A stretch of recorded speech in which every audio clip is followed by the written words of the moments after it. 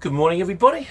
I'm a little bit late getting started today, so I've shushed myself off into the shedbury so that they can all have the front room and make breakfast and stuff like that, and undisturbed. It is their Sunday morning after all, to be honest with you. So the Q&A. Here we go again.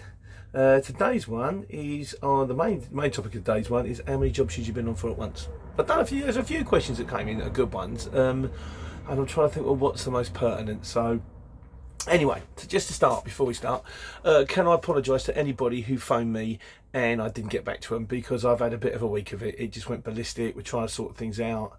I also had one day, I had a banksman decide to, sort of beckon me into a hole. Now the steering's making a bit of a funny noise. I think it might be the pump. It might be not a big deal. It works. And then I managed to prang the van going through a 7-foot width restriction, which I can get through. I can get 6'8", not this one. And then I didn't secure the pallet truck, and it slid into the back shutter, smashed the back shutter out of its runners. Managed to get my knife out of my bag and get that back in, although it's a little bit wonky now. And then came home to a speeding ticket, which is brilliant. Doing 53 miles an hour in a 40 mile an hour zone on the M25. I didn't even notice. I must have been preoccupied with everything, so. But anyway, I've got that sorted. I hope that side of things. Now we've got other people, I've got someone else. I've got someone on that. So now I should be refocused, I hope. But yeah, don't want too many like that, do you? None of it's the end of the world. The steering will get fixed. The shutter's fine. I'll get someone to tart up the side of the van a little bit, and speeding ticket. Can't do anything about that one. There we go. Right, so today's Q&A. Darren Perrin says, should you bid on more than one job at once? Absolutely yes. Just keep bidding until you win them. If you bid on one job and you think, oh, I like that job, and they'll say, oh yeah, we'll call you back, you could be waiting there for 5-10 minutes. You can end up bidding on 6 jobs an hour. That's not the way to do it. Just keep checking. When you finish the job and you're sitting there bid, oh, that one I'll do. Anything that you can bid on. And if it's it's a little bit further away, or it's not quite the job that you want, then bid on it, but bid for more money.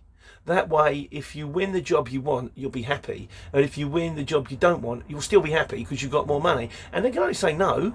They might think, well, that's a bit of a dear bid. But then if they haven't got anybody and they need to get it off, particularly if it's like a Friday afternoon where everything goes mental, you can get mega dough on a Friday afternoon. I know drivers out there getting like 150 quid for doing 65 miles in a Luton van because it's Friday afternoon and they need it off. Mondays start a bit slow, but Friday afternoons, everybody wants everything out so they can shut down for the weekend. So bear that in mind. This is something I'm learning. Let me know if I'm right. But I know I've seen some big figures come out for Thursdays and Fridays afternoon because they want to get it out. So yeah, just keep bidding and bidding and bidding, and then if you win a job, once you take it, it's your job. And if a guy rings up 2 minutes later and goes, oh, are you still available for that job? It's no, sorry mate, I'm on one now. I always feel a little bit smug, like, yeah, I was good, wasn't I? And I was cheap, you should have given me it straight away. But hey, they'll just give it the next one on the list, so it's nothing personal. Chris Cohen has made a point. He said Google Maps now has a speedometer. So if you go to settings, then navigational settings, then driving options, and speed, there's a speedometer. Now I've got a speedometer at the bottom of mine. I don't know if it does speed limits. I tend to use Waze. And that's what I say, that's probably why I've gone so long without getting anything. But I've been driving pretty much all day, every day. It's going to happen sometimes. But Waze has a thing in the bottom, it tells you the speed limit for the area, and then a little red line, red circle comes around it if you're exceeding the speed limit. And you do clock it, you look down, you go, oh, slow down. It's not always 100% right.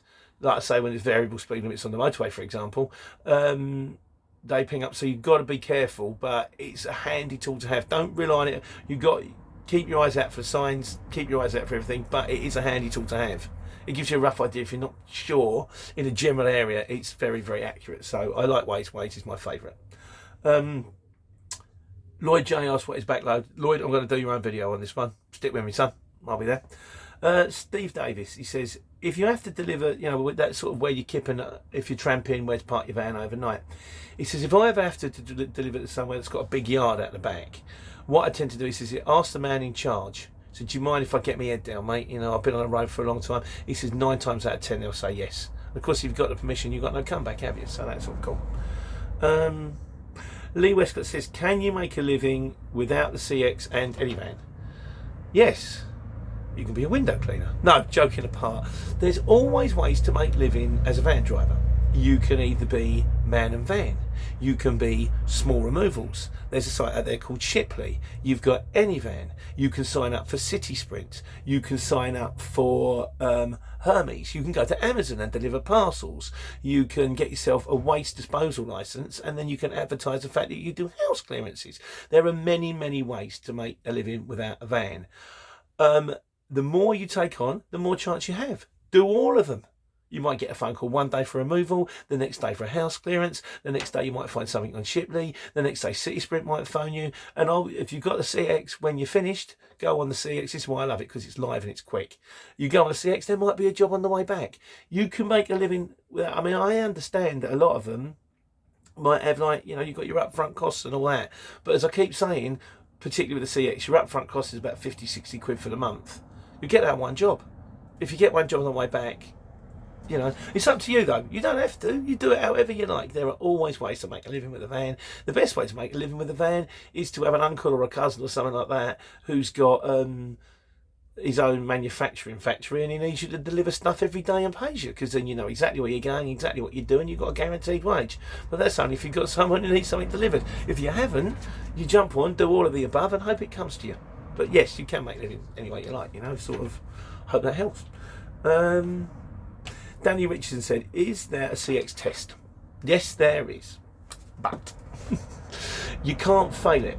It's a bit like the knowledge. You don't actually ever get kicked off. You just give up. The only difference between the knowledge and the CX test is the knowledge is really, really hard, and the CX test is really, really easy.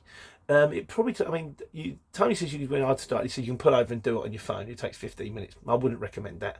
It doesn't take 15 minutes. It takes about an hour to complete, maybe a bit longer than an hour. I recommend you do it on a computer. It's just easier. There are two main questions that are going to come up on the CX test. Can you co-load?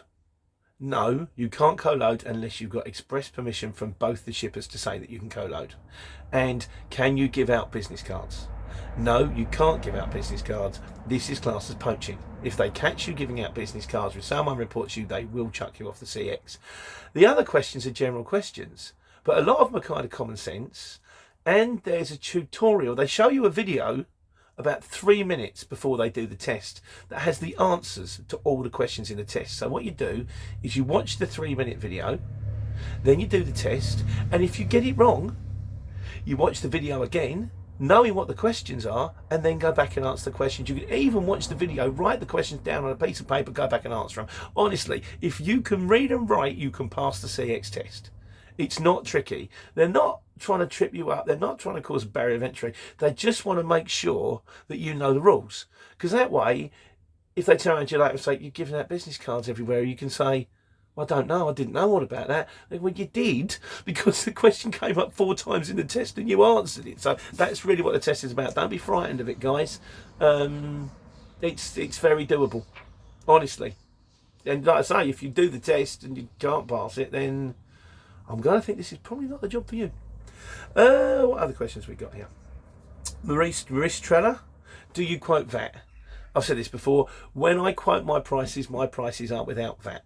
So if I quote on, say, an 80-mile job or a 90-mile job in a Luton van, I'd quote them £100.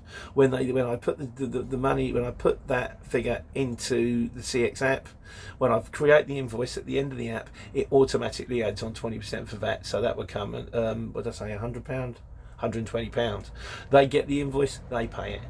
In over 400 invoices, one person has rung up and went, I didn't realise you were VAT registered. At which point, because that means he wasn't VAT registered, so I've just quoted him £80, £90 on 100, and he's suddenly got to pay extra money. And I say, then you turn around and you say, well, it does say on my CX page that I'm VAT registered. And I think, to be honest with you, most people that run on the CX must be VAT registered. You've got to be VAT registered. If you're not, you're giving away 20%. And that's just, it's a tough enough game to make money without throwing it away. So VAT registered is a way forward. Roy Sevathrula, I think. Yeah, sorry about that, mate. Not good at names. The ferry price to Ireland. So a job came up with the ferry price to Ireland. He said the price seemed quite high. What's the best time to travel? this is where the channel comes in handy. I don't know. I've never left. I've never gone on the water. I've been to Wales. I've been to Scotland. I've been to all around England. I tend to stick locally, not because I'm frightened of tramping or anything like that, but because, in my experience, I've got local people that if I'm local, I know local jobs. And on a Monday, Tuesday, on the afternoon, I can go, Mark, anything coming out of Vauxhall? Or Mick might go, there's a kidney machine coming out of Newport Pagnell. If I'm in Scotland and they go, I can't get anything out of Vauxhall because I'm 300 miles away. So yeah, actually, I tend to stay local because it makes more sense for me. I'm doing less diesel. I get to sleep in my own bed. But I mean, there may come a time I might give it a go. I'm kind of curious, to be honest with you. Is that Wild West hero life on the road? You know, kind of. You get to see a lot of the country, and it's kind of weird waking up in different places. There's Michael Ogden out there, who he's got his own channel. He's big on the tramping thing. Yeah, watch his videos. I think he'll probably show you a bit more about it than me because he's doing it, and fair play to him. But me, maybe I'm a bit of a wuss, I don't know, sitting at home. But so what I would ask you guys out there, I mean, I know you can. I don't know. My fear with Ireland as well is a bit like Scotland. Is I know I'll be cool getting out there, but I don't know how well I do coming back. But any advice, any tips on this? Anyone out there who's done Ireland, or has done France, or has run some furniture down to Portimao or Brindisi or some places off the top of my head? Let me know. Anyone saying anything to America? Don't know how you do that. That'd be curious. I think you stick on a plane, but yeah, that's kind of it. There was one other thing. Oh yeah, to Carlito Brigant, who signed up as a subby because he was an ex-trader himself. Hello, mate. Yeah, I know the markets got a bit tough near the end, didn't they? Well, I hope it's working out for you. And where did you work? I'm curious to know. You can leave something in the comments if you like. So, and finally, thanks very much to anyone who watched the scooter video. It's my father-in-law, and because I said I'd do it, but you know what it's like. None of us know how long we got.